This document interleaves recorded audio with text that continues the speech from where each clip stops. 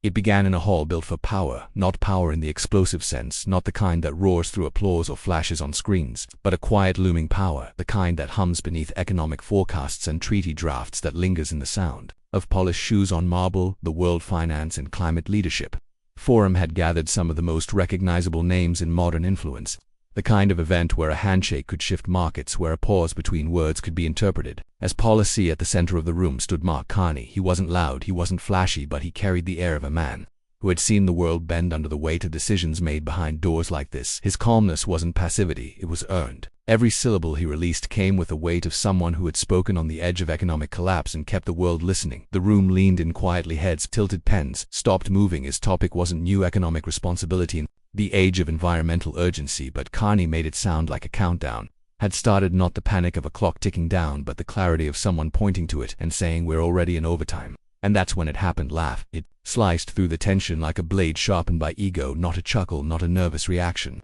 A laugh, sharp, intentional. It echoed louder than any microphone. Elon Musk was leaning back in his chair, arms folded like a teenage rebel in the front row of a philosophy lecture, his head cocked to the side, a smirk pulled at one corner of his mouth, as if Carney's urgency was amusing, as if the facts were optional. People turned, some unsure whether to laugh with him, others holding their breath. But Carney didn't flinch. He simply paused, looked toward the sound. His eyes met Musk's, not with anger, not with shock, with stillness, the kind of stillness that makes others question whether they've just made a mistake. And then he spoke again, not louder, not colder, but clearer. "Some men," he said, locking eyes with Elon, "mistake noise for influence, but true leadership isn't measured by how many people watch you speak. It's measured by how many lives are better when you're done talking." Silence. Not polite silence, weighted silence, the kind of silence that drops like a stone in a room full of microphones, that climbs up the spines of everyone present and holds their breath hostage. Even Elon Musk blinked once. Slowly he shifted in his seat, but said nothing for the first time that afternoon. The man whose tweets could shift markets, who had laughed as if he were above the moment, had nothing to say. And Mark Carney, he turned back to the audience as if nothing had happened, as if he hadn't just shattered the rhythm of the room with one perfectly measured phrase, but the damage or the awakening was already done. Behind the cameras, a young reporter mouthed, "Wow."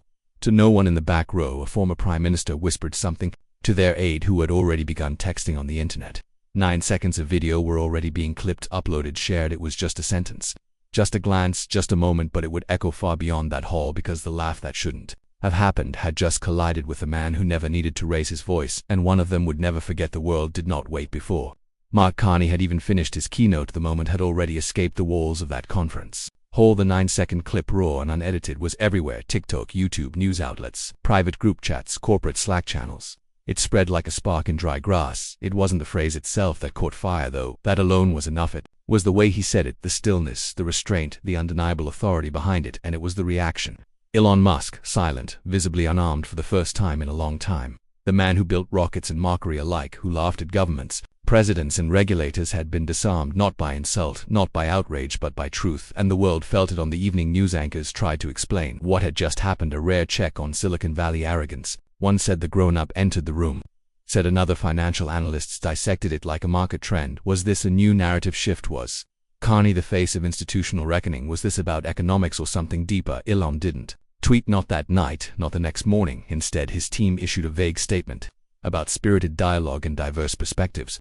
But everyone knew that wasn't the tone of what had happened. What had unfolded wasn't spirited, it was surgical. Meanwhile, back inside the walls of the conference center, the panel resumed. The topic shifted to leadership in uncertain times, and the moderator, careful not to feed the fire, directly invited Musk to speak first. He cleared his throat to the microphone, catching the edge of hesitation. His words were solid, visionary. Even he spoke of innovation, disruption, space risk. He reminded the audience why he was there, why people adored him, feared him, copied him, but something was missing: the swagger, the spark. The irony he wielded like a blade gone in its place was something more defensive, words that sounded like armor rather than vision. He no longer looked like a disruptor on fire. He looked like a man recalculating. Carney listened. He didn't blink more than usual. He didn't scribble notes or check his phone. He simply sat with a posture of full attention, something that ironically made Elon's words feel smaller. Then the moderator turned to Carney. "Would you care to respond?" There was no smirk, no sharp breath, just a measured nod, and then Carney told a story. It wasn't about markets or models. It wasn't about politics or regulations. It was about a woman he had met on a bitter winter evening in London, a single mother, 3 children, 2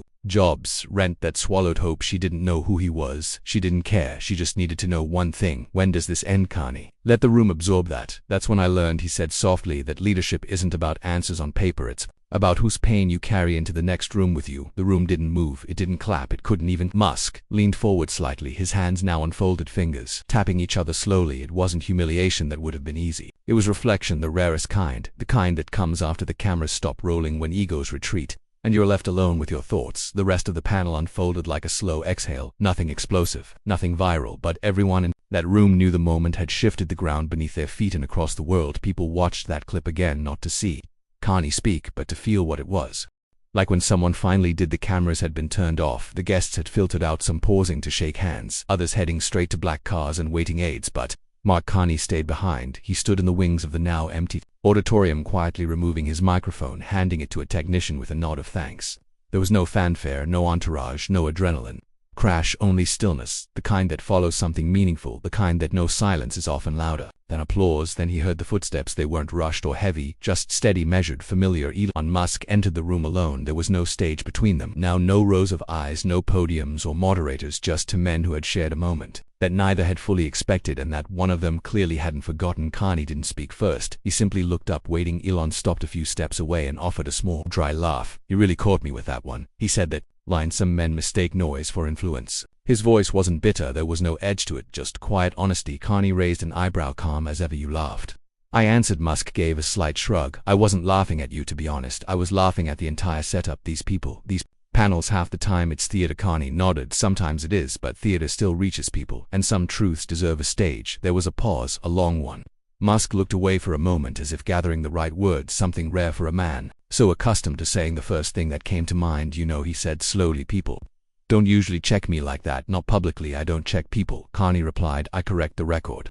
Another pause, deeper this time. Elon walked over to a nearby chair and sat down, elbows on knees, hands folded. "I used to think I could change the world by being louder than it," he said. "Now I wonder if I've just been trying to drown it out." Carney didn't move, didn't speak. Musk looked up again. "How do you stay so unaffected?" Carney gave a faint smile, almost apologetic. "I'm not unaffected. I'm just unwilling to confuse reaction for relevance." There it was again, that same surgical clarity. No ego, no show, just truth calmly spoken, like a scalpel cutting through noise. Musk sat back for the first time. He didn't have a comeback. "I didn't think you had that in you," he finally said. "Not that kind of punch." "I wasn't trying to punch," Carney replied. "I was trying to remind you and everyone else that leadership isn't earned by being heard.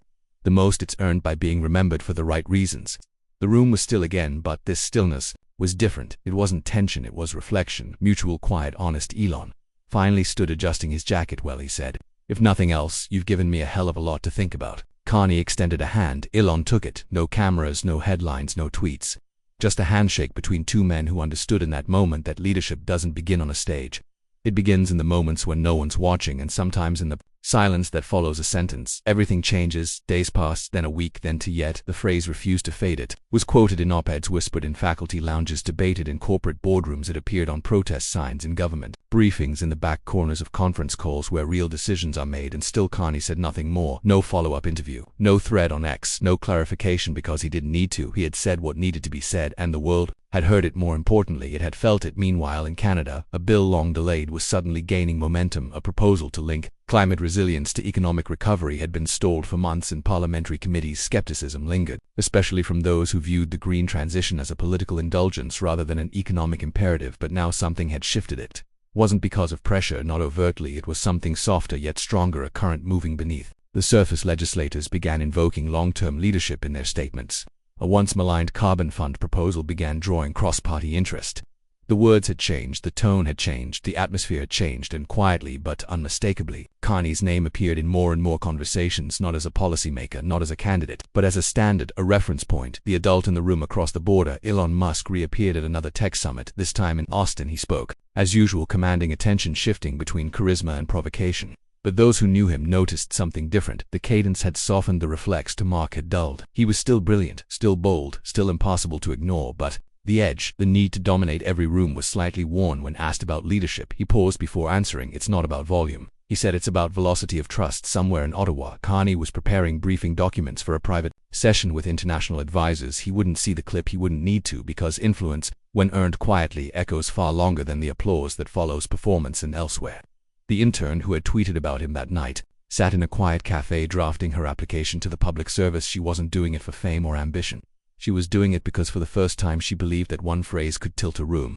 She had seen it happen and she wanted to learn. how to do the same, not by shouting but by earning the right to speak. It was raining in London, not the dramatic kind of rain, the cinematic downpour that slams windows and forces decisions. No, it was soft, relentless, the kind of drizzle that blurs edges quiet streets and makes the world walk slower. Carney stood by the window of a modest government office overlooking Westminster. Behind him folders lay open, graphs, bullet points, forecasts, but none of it felt urgent right now, not compared to the question that had been following him, not from reporters or parliamentarians but from within.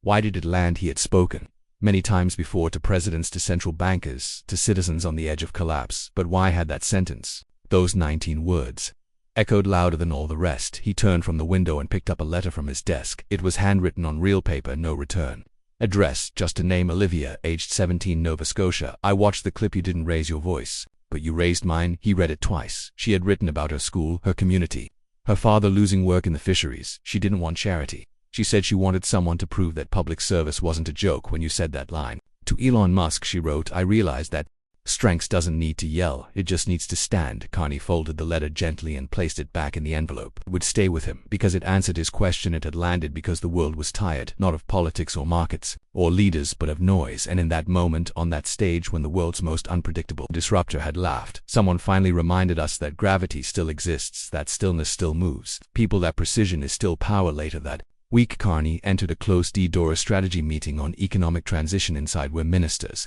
international negotiators, and policy directors. The room buzzed with urgency, crisis in one hand, opportunity in the other. When he sat, they quieted, not because he demanded it, but because he had earned it. He began not with a chart, but with a sentence. Don't need louder voices, he said. We need longer echoes. And just like that, the room tilted, not violently, not suddenly, but with the weight of someone who had proven that one phrase, spoken not for applause but for consequence, could change not just a room but a man, not just a man but but a nation, not just a nation but how we define leadership. It doesn't always roar, it doesn't always trend. Sometimes it simply waits for a laugh and answers with a whisper. The world never forgets.